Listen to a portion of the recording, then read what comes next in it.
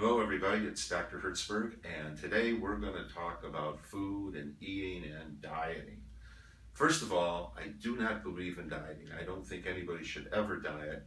I believe you should just eat correctly and get regular exercise. Now, if you look at the history of man, there's really two time periods for food. There's times of famine and there's times of feast. If you go back about 10 to 12,000 years ago, we had a period of feast. There were very few people. There was food very plentiful. This was the end of the Paleolithic period. You may have heard of the paleo diet.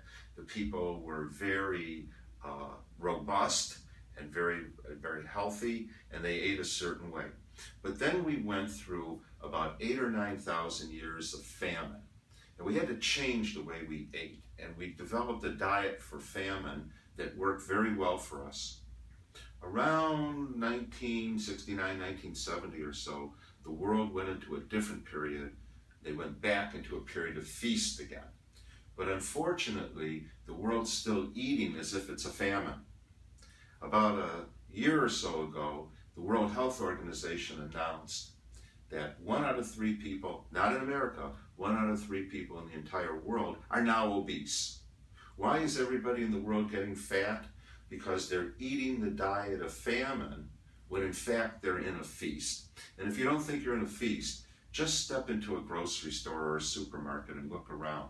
Can you imagine somebody from the 1930s, the Depression, being put into a Kroger's? They would pass out. They wouldn't believe it's happening. So let's look at the foods of famine and let's look at the foods of feast. Whenever there's been a famine, if you watched on television, what you saw is they sent people rice, bread, hunks of white potato. Those are the foods of famine. And if you're in a famine, they work great. The white potato helped people in Ireland go through over 400 years of famine. Rice has been a major staple in the Far East and helped people get through thousands of years of famine. The problem is, if you eat the bread or the rice or the white potato now and you're in a feast, you're going to get fat. If you eat the foods of feast or famine at the wrong time, you get illness. For instance, if you sent people chicken or fish when they were in a famine, they might actually begin to develop diseases of the body, such as kidney disease. On the other hand, if you're in a feast and you eat the bread, the rice, and the white potato, you start to develop diabetes and obesity and heart disease. So since we're in a feast, let's look at what we should stay away from and what we should eat. Now, for the past 35 years, I've shown people this one diet, and I don't know if you can see this at all. It's called my famous one-page diet book here, and it says to stay away from the foods that make sugar, the foods of famine.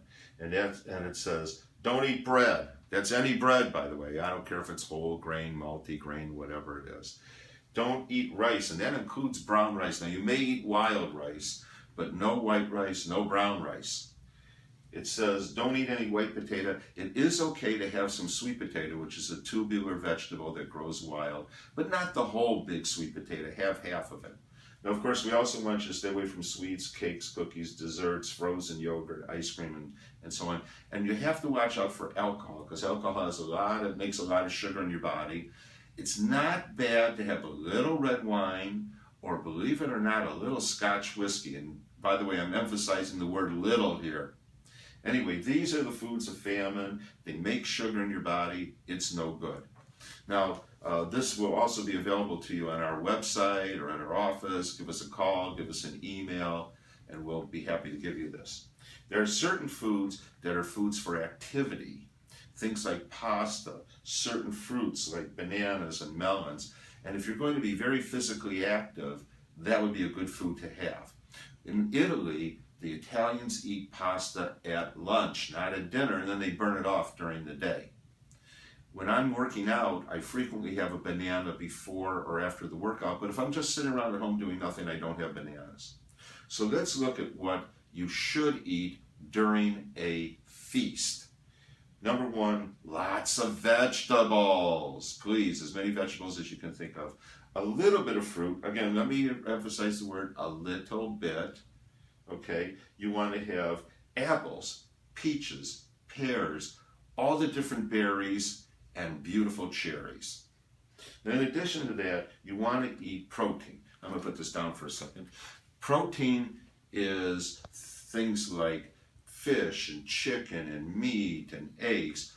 And I want to emphasize an unusual aspect of this.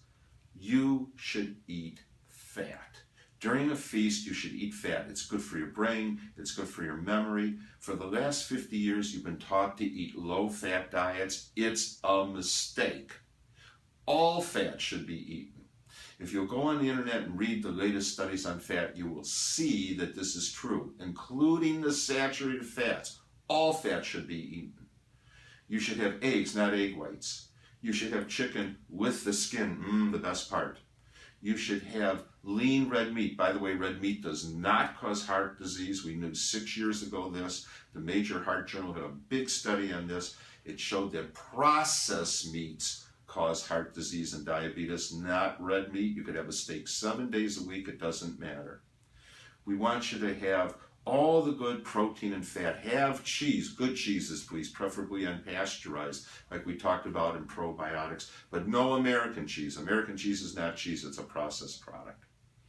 And we want you to have things like yogurt, organic plain yogurt.